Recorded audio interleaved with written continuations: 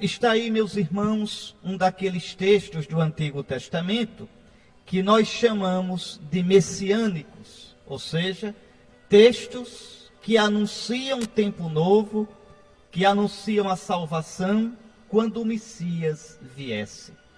É muito importante compreender isso. O cristianismo, a nossa fé cristã, ela não cai do céu, ela não é uma invenção. Não, quando a gente lê o Antigo Testamento dos judeus, quando a gente escuta as escrituras dos judeus, ouve o que os profetas judeus falaram, a gente vê claramente que havia esperança de que viesse alguém, mandado da parte de Deus, alguém ungido. Ungido, em hebraico se diz Messias. Ungido em grego se diz Christos, Cristo. Então, haveria alguém que seria um Messias, um ungido, um Cristo, que traria a salvação para todos os povos. O Antigo Testamento fala o tempo todo disto. Se você olhar direitinho o Antigo Testamento, todo ele é voltado para uma promessa, para um futuro no qual Deus daria ao seu povo a plenitude da salvação, a plenitude da bênção, a plenitude da vida, e esta plenitude está ligada à pessoa do Messias. Então, todos os textos que falam dessa promessa, dessa plenitude, dessa nova e definitiva bênção que Deus nos daria, todos os textos que falam do Messias e da sua obra são chamados textos messiânicos. É o caso aqui. É muito importante entender isso, para que fique claro que o cristianismo não é uma invenção. O cristianismo nada mais é do que o cumprimento das promessas de Deus. O cristianismo nada mais é do que o cumprimento do judaísmo. O judaísmo é a raiz, o cristianismo é a árvore. O povo do Antigo Testamento é a raiz santa da qual brotou o novo povo, que é a igreja. Então, vamos à profecia desta primeira leitura de hoje. Lá do século VIII antes de Cristo, o tempo do profeta Isaías. Olha o que o profeta promete em nome de Deus. O Senhor dos Exércitos dará neste monte para todos os povos um banquete de ricas iguarias, regado com vinho puro, servido de pratos deliciosos e dos mais finos vinhos. Eu espero que você já tenha começado a almoçar, porque com fome, escutando uma leitura dessa, com iguaria, vinho puro, pratos deliciosos, finos vinhos, fica complicado. Então a barriga vai roncando. Então veja, o Senhor Deus dará neste monte um banquete para todos os povos. Aqui aparecem três coisas importantes. Primeiro, na Bíblia se fala muito em banquete. Jesus contou tantas parábolas sobre banquete. Banquete de casamento, o pai do filho pródigo dá um banquete. Por que o banquete? Vejam, a comida é a vida. A alimentação é a vida, gera a vida, mantém a vida. Comer juntos quer dizer ter a mesma vida, quer dizer conviver. Vocês precisam ver um banquete na terra de Jesus. Um banquete nos países ali do mar Mediterrâneo, sul da França, a Itália. É coisa grande. Um banquete começa assim ao meio-dia, termina pelas 5 da tarde. O pessoal a comer, a conversar, vem um prato, e aí vinho. Outro prato daqui a meia hora, mais vinho, daqui outro prato. E o pessoal fica alegre por causa do vinho, e ri, e brinca e chora. Então, o banquete é lugar da convivência, da alegria, da fartura, da bênção de Deus. Por quê? Porque a comida é fruto da terra e do trabalho do homem. É dom de Deus. Não é invenção do homem. O homem não pode produzir sozinho a comida. Mesmo a comida que você compra, industrializada, o cereal, por exemplo, ele não tem jeito, ele vem da terra. Foi o agricultor que plantou no solo que Deus deu, que regou com a água que veio do céu, que Deus deu, e é fruto da terra e do trabalho do homem. Então o banquete tem isso tudo. É dom de Deus que deu alimento. É partilhar juntos a mesma vida, porque comer é alimentar a vida. Comer à mesma mesa, comer do mesmo prato, quer dizer viver a mesma vida. Por isso o homem da Bíblia não come nunca com o seu inimigo. E aí você imagine que coisa linda, Jesus quis comer conosco. Desejei ardentemente comer convosco esta Páscoa. A cada domingo, hoje mesmo, meu irmão, se você ainda não foi à missa, irá mais tarde, comerá à mesa com Jesus. Ele nos dá a sua vida. Então, e além disso, a convivência, a alegria, a fartura. Por isso, o banquete na Bíblia é sempre sinal de bênção, de graça. É a imagem do céu, o banquete celeste é a imagem da salvação. Por isso, Jesus quis ficar na Eucaristia. Por isso, a Eucaristia, que é o sacrifício de Cristo, tem a forma de banquete. Pois veja, então este é o primeiro elemento. Depois, o Senhor Deus dará um banquete neste monte. Que monte? O Monte Sião, o monte do templo. A salvação vem dos judeus. Jesus, lá no capítulo 4 do Evangelho de São João, conversando com a samaritana não era judia, a samaritana era de uma seita herética. Jesus, que é muito bom, que é muito misericordioso, mas Jesus também é a verdade. Ele diz claramente às samaritanas, claramente, a salvação vem dos judeus. João 4, versículo 22. Ele diz à samaritana, vós adorais, vós samaritanos, adorais o que não conheceis. Nós adoramos o que conhecemos, pois a salvação vem dos judeus. E a salvação é Jesus. O Messias vem dos judeus. A religião verdadeira é o cristianismo, que vem da sua raiz sagrada, o judaísmo. Então, por isso Isaías diz, o Senhor Deus dará um banquete neste monte. É do Monte Sião que sairá a salvação.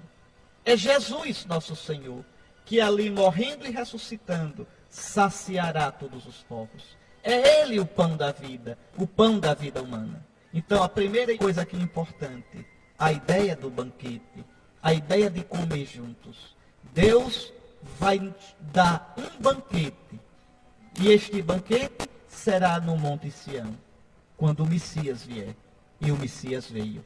A terceira coisa, para quem é este banquete? É somente para o povo de Israel? Não. Olha aqui, o Senhor dos Exércitos dará neste monte para todos os povos um banquete.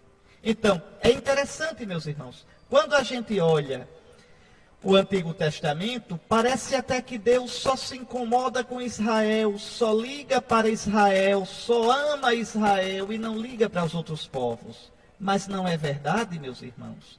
Desde que Deus chamou Abraão, nosso pai Abraão, foi para que dele nascesse o povo de Israel, e do povo de Israel viesse Jesus, e Jesus, pela igreja, desse esse banquete de salvação a todos os povos. Você pode olhar no livro do Gênesis, Gênesis capítulo 12, versículos 1 ao 3. Quando Deus chama Abraão, o que é que ele diz? Ele diz, abençoarei os que te abençoarem, amaldiçoarei os que te amaldiçoarem. Em ti serão abençoadas todas as famílias da terra, todas as nações da terra. Gênesis 12, 1 a 3. Então veja, quando o próprio Deus chama Abraão para formar o povo de Israel, é pensando na humanidade toda. O Senhor Deus dará um banquete neste monte de Sião, nesta Jerusalém, capital de Israel. O Senhor Deus mandará Jesus. Jerusalém será a cidade do Messias. Por isso o Messias entra no domingo de Ramos de modo oficial, triunfante. Por isso é em Jerusalém que Jesus morre e ressuscita. O próprio Jesus disse, não é bom que nenhum profeta morra fora de Jerusalém. Então, o Senhor Deus dará um banquete, quer dizer, dará a sua vida, a sua alegria, a sua bênção, a sua salvação. Dará neste monte. Não é o budismo, não é o islamismo, não é o confucionismo, não é o shintoísmo, não são as religiões afro, nada disso. A salvação vem de Israel, a salvação é Jesus. Não há outro nome debaixo do céu no qual nós possamos ser salvos, a não ser no nome de Jesus. O banquete que Deus nos dá é Jesus. Por isso, em João, no capítulo 6, Jesus vai dizer: eu sou o pão da vida, eu sou o alimento da vossa vida. Por isso nosso Senhor quis se dar a nós na Eucaristia. Nosso Senhor quis ficar conosco exatamente no banquete eucarístico. Então vejam, o Senhor Deus dará um banquete neste monte, um banquete para todos os povos. Então todos os povos são chamados a participar deste banquete. Todos os povos são chamados a receber a salvação, como? Crendo em Jesus. Porque, repito, está lá em Atos, capítulo 4, versículo 12. Em nenhum outro há salvação, pois não existe debaixo do céu outro nome dado à humanidade pelo qual devamos ser salvos, a não ser no nome de Jesus, nosso Senhor. Nome mais doce que esse não existe, o nome de Jesus. Então, meus irmãos, está aí. Depois, olha o que diz o profeta. Ele removerá neste monte a ponta da cadeia que ligava todos os povos, a teia em que tinha envolvido todas as nações, graças ao Messias que viria, que sofreria na cruz, que morreria e ressuscitaria. Deus quebraria a cadeia de pecado da humanidade. Em Jesus, o homem é libertado. Não é primeiramente libertação social, meu irmão. Sejamos claros. Libertação social, se liberta hoje e se escraviza amanhã. Israel saiu do Egito, onde era escravo. Depois escravizou outros povos. Israel escravizou os moabitas, os edomitas, os arameus, os amonitas, os filisteus. Escravizou esses povos todos. E depois tornou-se escravo novamente. Escravo dos babilônios, dos assírios, dos persas, escravo dos gregos, escravo dos romanos. Não. A liberdade que Cristo vem trazer é outra muito mais profunda. É aquela de que fala São Paulo, no capítulo 5, versículo 1 da carta aos Gálatas. Foi para a liberdade que Cristo vos libertou. É ser liberto do pecado. É ser liberto de si próprio. O que Cristo quer é libertar a gente da gente mesmo, para que a gente não viva para a gente, mas para Deus, em Cristo e por Cristo. Quando a gente é liberto disso, quando a gente é liberto do pecado que nos escraviza, Jesus vai dizer: todo aquele que comete pecado é escravo do pecado. Quando a gente se deixa libertar por nosso Senhor, e essa libertação é oferecida a todos os povos, então a gente é livre de verdade. O Senhor Deus eliminará para sempre a morte, e enxugará as lágrimas de todas as faces, e acabará com a desonra do seu povo em toda a terra. O Senhor o disse. Quando isso acontece? Quando o Messias viesse. Você pode dizer: mas Dom Henrique, a gente continua morrendo, a gente continua chorando, a gente continua muitas vezes sendo desonrado. Israel no Antigo Testamento e a igreja ainda hoje. Sim, é verdade, mas nada disso é mais definitivo. Em Cristo a morte foi vencida. A morte não tem mais a última palavra sobre nós. Aquele que vive com Cristo não fica na morte. Aquele que vive com Cristo, aquele que abre seu coração para Cristo, imediatamente após a morte ressuscitará na sua alma. Está lá em Filipenses, no capítulo 1. São Paulo sabe disso. São Paulo diz: o meu desejo é partir para estar com Cristo, logo após a morte. E no fim dos tempos o nosso corpo também ressuscitará. A morte foi vencida. A morte não tem mais a última palavra. Cristo nos dá a vitória, como também as nossas lágrimas. A profecia diz: o Senhor Deus enxugará as lágrimas de todas as faces. Não diz que a gente não vai chorar, mas diz que Ele enxuga as nossas lágrimas. Como enxuga as nossas lágrimas? Oh, meu irmão, oh, minha irmã, como nos consola ver que Cristo sofre conosco. Como nos consola ver que o Senhor nos ama, que o Senhor não nos deixa, que o Senhor não nos abandona. Então veja, o Senhor enxugará as lágrimas de todas as faces e acabará com a desonra do seu povo em toda a terra. Não temais, pequenino rebanho. Foi do agrado de vosso Pai dar-vos o reino, diz o Senhor. No mundo tereis tribulações, tende confiança, eu venci o mundo. Eis aqui, a vitória já está dada, a vitória já está conquistada, na cruz e na ressurreição. Cristo venceu por nós, e nós vencemos nele. Agora isso tudo se dá, até a sua vinda gloriosa no final dos tempos, se dá com perseguições, se dá com lutas, porque é preciso entender que a vinda do Cristo é um processo. Ele veio há 2000 anos atrás, na situação de humilhação, de servo. Ele voltou para o Pai, mas permanece na igreja, na força do seu Espírito Santo, presente no sacramento, sobretudo.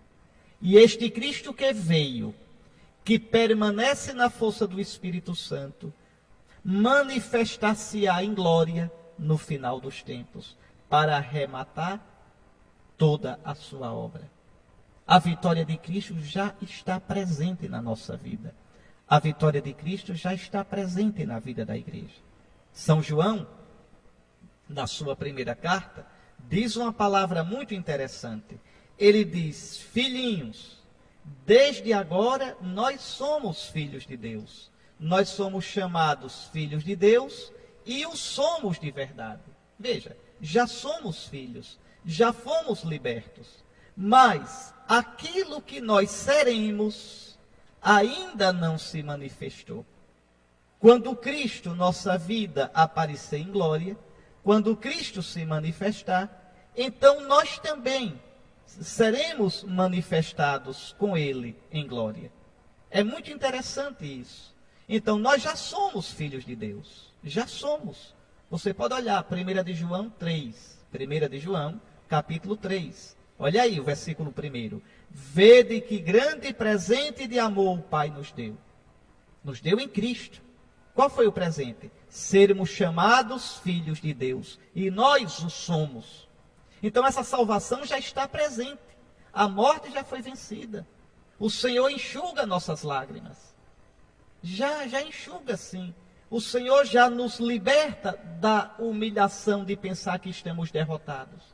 Nós sabemos que vencemos com Cristo. Então nós já somos filhos de Deus. Mas olha o que diz ainda São João. Se o mundo não nos conhece, é porque não conheceu o Pai. Caríssimos, desde já somos filhos de Deus, mas nem sequer se manifestou o que seremos. Sabemos que quando Jesus se manifestar, seremos semelhantes a Ele, porque o veremos tal como Ele é. 1 de João, capítulo 3, versículos 1 ao 2. Então, nós já estamos salvos, nós já temos a certeza da vitória, mas essa salvação, essa vitória, ainda não se manifestou plenamente. Já está presente realmente desde a vinda de Cristo. Desde que Ele, no monte em que está Jerusalém, deu a sua vida por nós. Naquele dia se dirá: este é o nosso Deus, esperamos nele até que nos salvou. Este é o Senhor, nele temos confiado. Vamos alegrar-nos e exultar por nos ter salvo. Está aí, meus irmãos. Hoje, esta nova Jerusalém, este novo monte é a igreja. A igreja de Cristo, a Santa Igreja Católica, nossa mãe, que continua agora para todos os povos a missão do antigo povo, o povo de Israel. Agradeçamos a Deus, viu? Porque Ele nos salvou. Nós que não éramos povo de Deus, agora somos membros do povo de Deus. Nós que não tínhamos esperança no mundo, agora temos esperança em Cristo. Agradeçamos a Deus. Tenhamos a alegria de sermos filhos da Santa Igreja, aquela única que Cristo fundou e entregou a Pedro e aos seus sucessores, o Papa. Entregou aos apóstolos e seus sucessores, os bispos legítimos, os bispos católicos.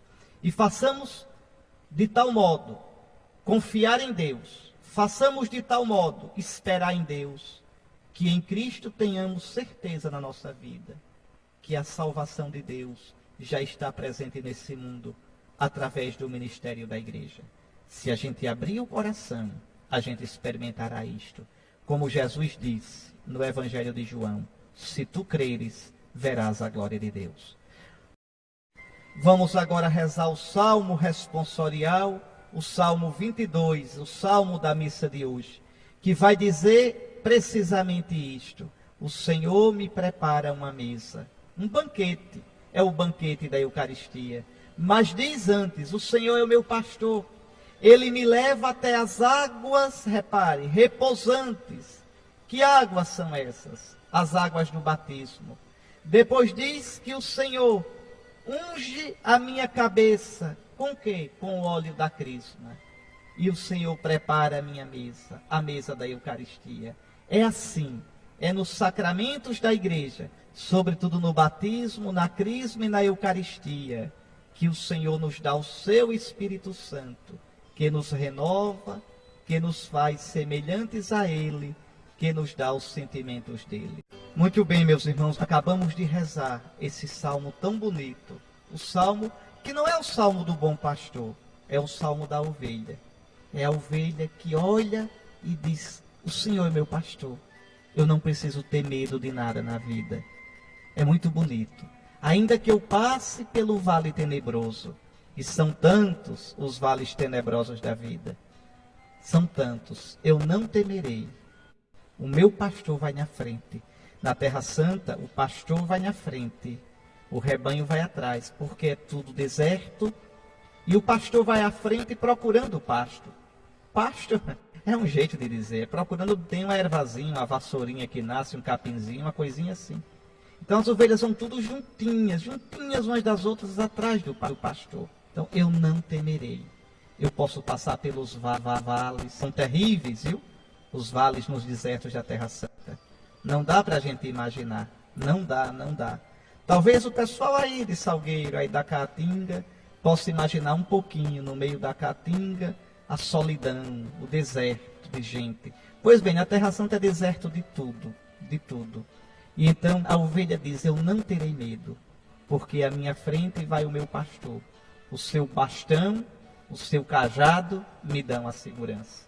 Pode vir o ladrão, pode vir o lobo, pode vir o leão, pode vir a serpente, pode vir o escorpião.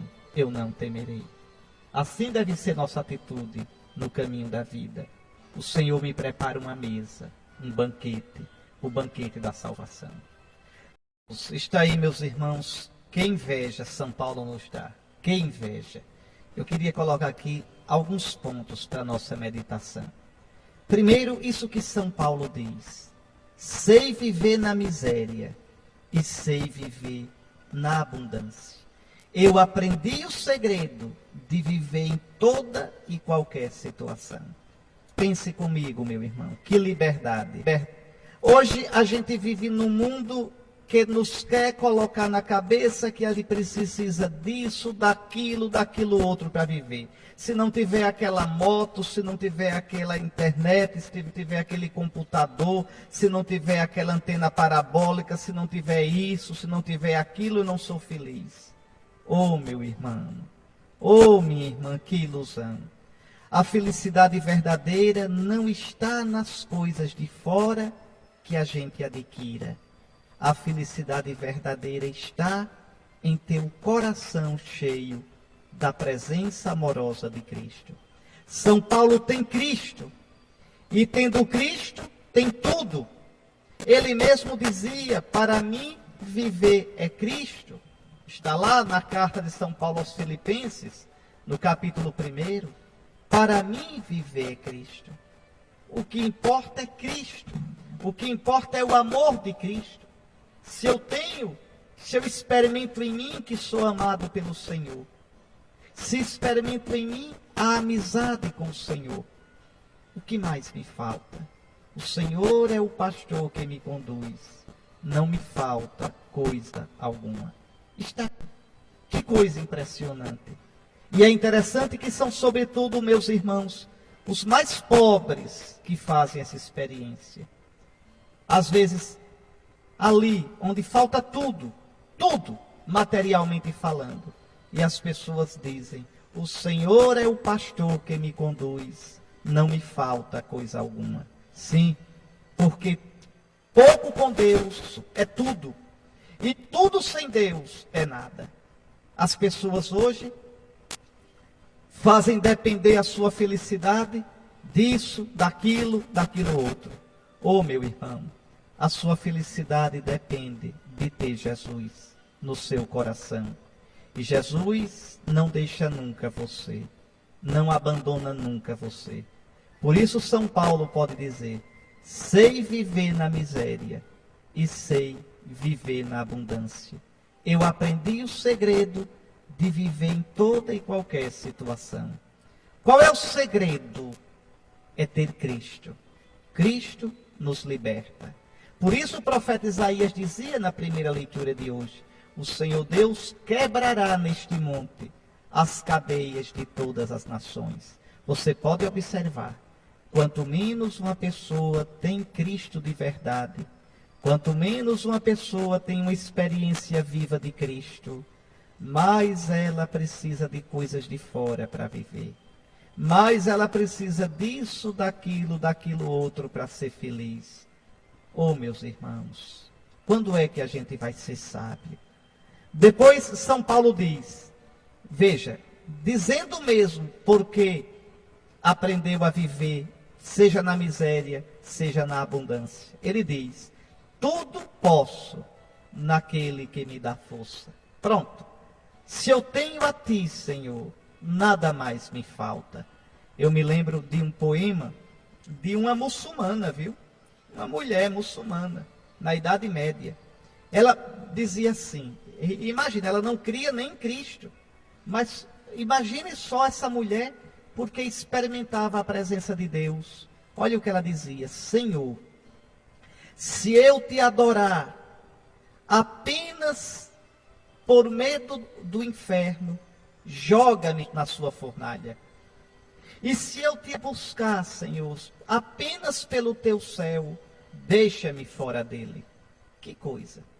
Mas se eu te buscar, Senhor, apenas por seres quem és, não me deixes longe da tua face bendita.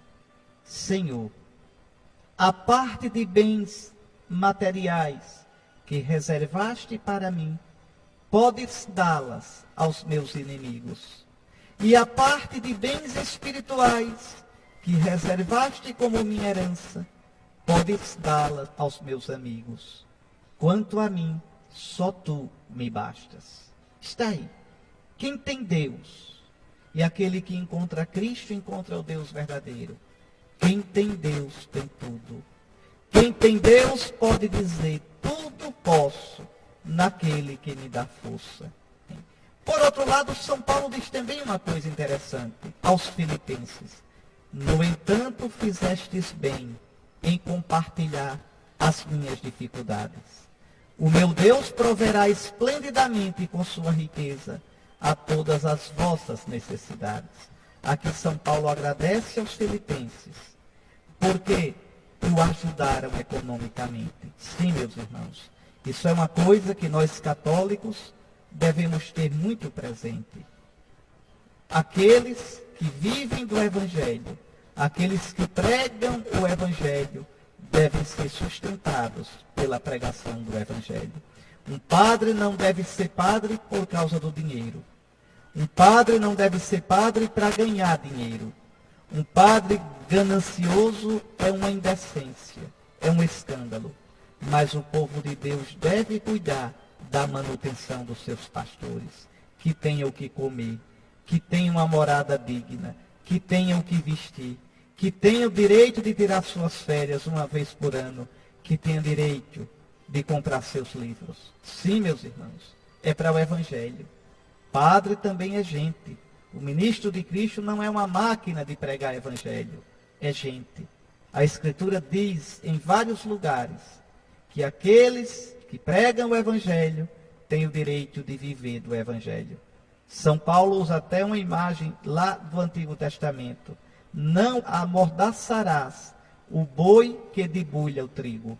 Então está ali o boi puxando a debulhadeira, ele tem direito de comer um pouco daquele trigo, daquele grão. Em outras palavras, o padre que prega o Evangelho tem direito a ser sustentado pelos fiéis. Por isso São Paulo agradece aos filipenses. Veja, fizestes bem em compartilhar as minhas dificuldades. Aqui se trata de dificuldades econômicas. E aí São Paulo diz, o meu Deus proverá esplendidamente com sua riqueza a todas as vossas necessidades. Então, aquele que com fé, aquele que por amor a Cristo, que por amor a Deus, sabe ajudar materialmente, ajudar com seu dinheiro, a sustentar a pregação do Evangelho, sustentando o ministro sagrado, sustentando as obras da igreja, esse terá a bênção de Deus. Esse será recompensado com Deus. Às vezes a gente, para escapar dessa responsabilidade, diz de modo tão irresponsável, tão preconceituoso, não, a igreja é rica. A igreja não é rica, meus irmãos. Não é rica. E a igreja precisa da ajuda dos seus filhos. Vai pedir ajuda a quem, hein? Aos grandes do mundo? Vai pedir ajuda a quem? Aos políticos, para perder sua liberdade? Não, meu irmão. Não seja um filho ingrato. Não seja um filho desnaturado. Você que tudo recebeu de Deus, tem obrigação de amor, tem obrigação cristã, tem obrigação dada por Cristo e pela Escritura, de uma parte do que você ganhou com a bênção de Deus, destinar para o sustento da obra da evangelização e dos ministros do culto.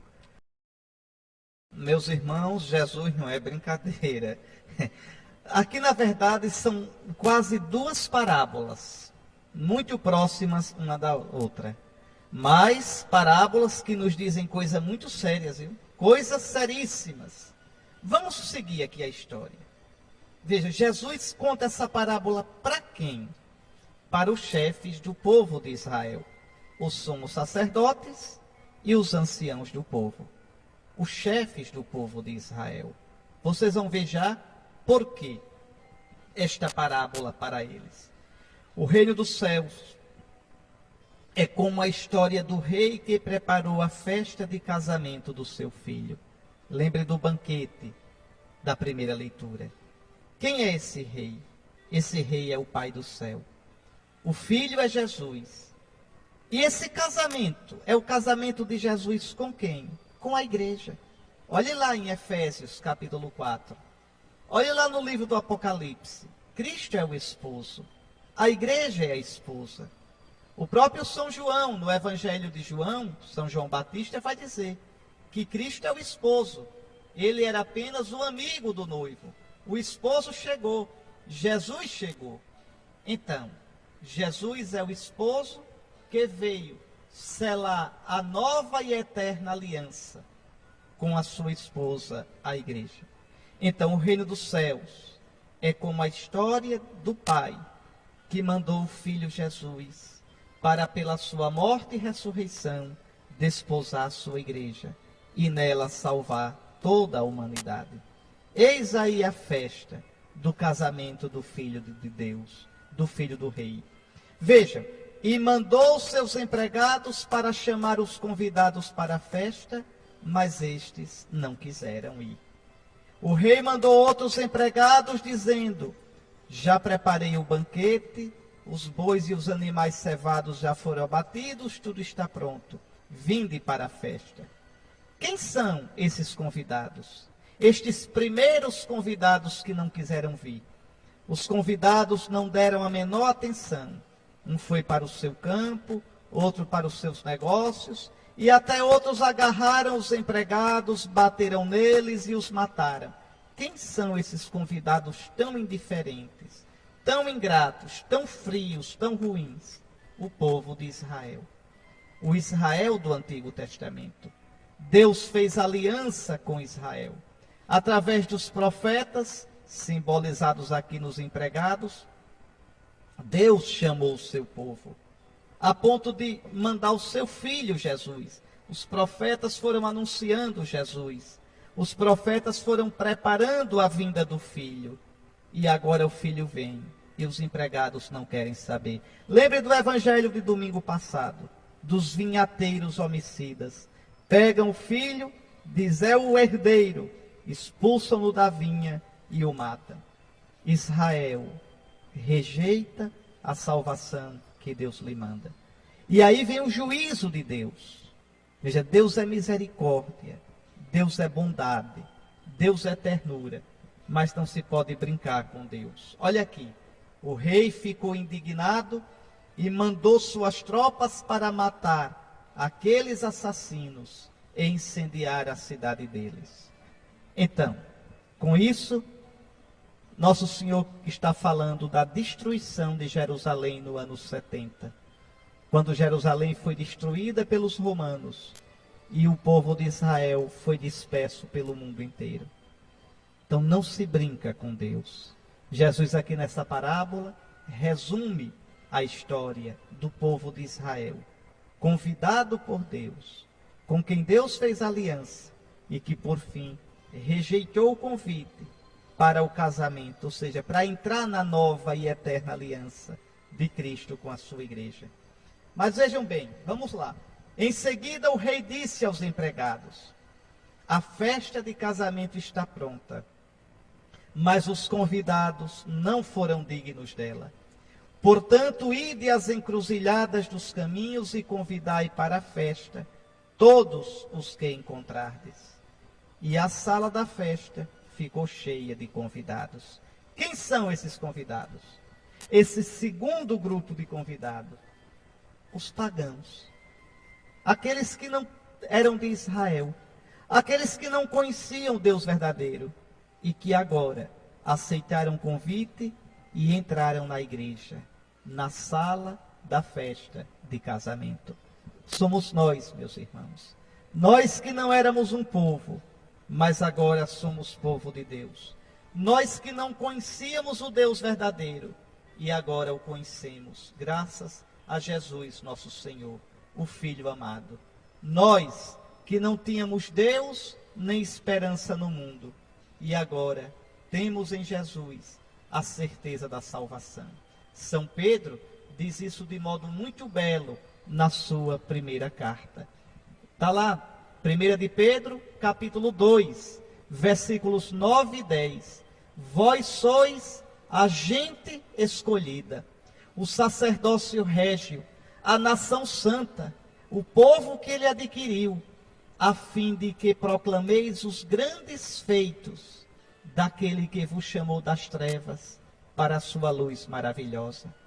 Vós sois aqueles que antes não eram povo, agora, porém, são povo de Deus.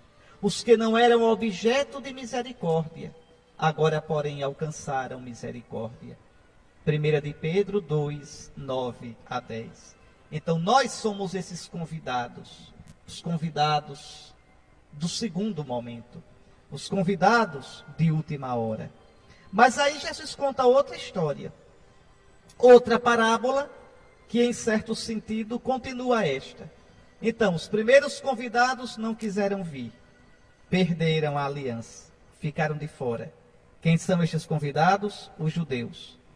Aí o dono da festa, o pai do filho que vai casar, esse filho é Jesus, manda que os empregados chamem a todos, bons e maus, que encontrarem nas ruas, nas praças, nas encruzilhadas.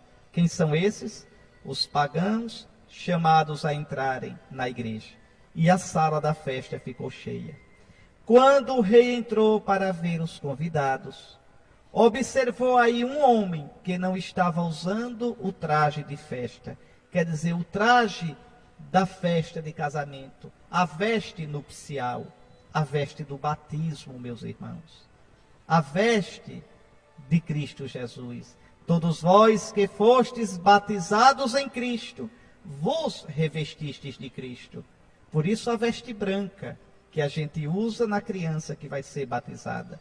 A veste branca que significa a vida nova, a glória, a imortalidade, a pureza daquele que vai nascer em Cristo Jesus.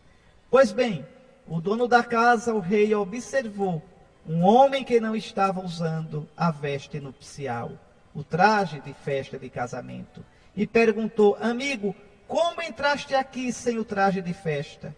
Mas o homem não respondeu nada. Então, veja, foi convidado e não quis usar o traje da festa. Resultado, então o rei disse aos que serviam: amarrai os pés e as mãos desse homem e jogai-o fora na escuridão. Aí haverá choro e ranger de dentes. Ou seja, ficará fora do reino de Deus, nas trevas. Não se brinca com Deus, meus irmãos. Então veja, na primeira parte da parábola, é todo o povo de Israel que se fechou para Cristo. Só um resto, conforme a profecia de Sofonias. Olhe lá, leia o profeta Sofonias. Só um resto, o resto de Israel, creu em Jesus. Esse resto deu origem à igreja. Então, um resto foi salvo. Os outros perderam a chance de entrar na nova e eterna aliança. Depois, na segunda parte da parábola, vêm os convidados de última hora, que somos nós, que é a igreja. Esses convidados, a igreja, não perdeu a aliança. É o povo da nova e eterna aliança. Mas um membro, pode ser eu, pode ser você, entrou sem o traje nupcial e foi jogado fora na escuridão do inferno, fora do reino. Então, com Deus não se brinca. Israel brincou com Deus e sofreu as consequências. Se brincarmos com Deus, sofreremos também as consequências. Ficar fora do banquete, ficar fora da festa de casamento do filho, ficar fora da alegria de Deus. Em outras palavras, meus irmãos, convertamo-nos. Convertamo-nos, deixemos que Cristo encha o nosso coração. Deixemos que Cristo seja a nossa riqueza, para que de verdade possamos entrar na festa de casamento e aí nos alegrar para sempre com as núpcias eternas do Cordeiro. O gostinho da festa desse casamento na terra é a celebração da Eucaristia. Deixe não de ir à missa do domingo. Deixe não de participar dominicalmente da Santa Missa. Felizes os convidados para o banquete nupcial da ceia do Cordeiro. Felizes os que ouviram o convite. Felizes os que aceitaram. Felizes os que guardam na vida a brancura da veste nupcial. Muito bem, meus irmãos, é uma alegria a cada domingo, além de nos alimentarmos com o pão da mesa, alimentarmos-nos também da palavra de Deus. Porque o homem não vive somente de pão, o homem vive de toda a palavra que sai da boca de Deus. Deus abençoe a todos nós pela intercessão da toda Santa Virgem Maria. E para você, querido irmão, a bênção do Deus Todo-Poderoso, Pai, Filho e Espírito Santo. Até o próximo domingo, se Deus quiser.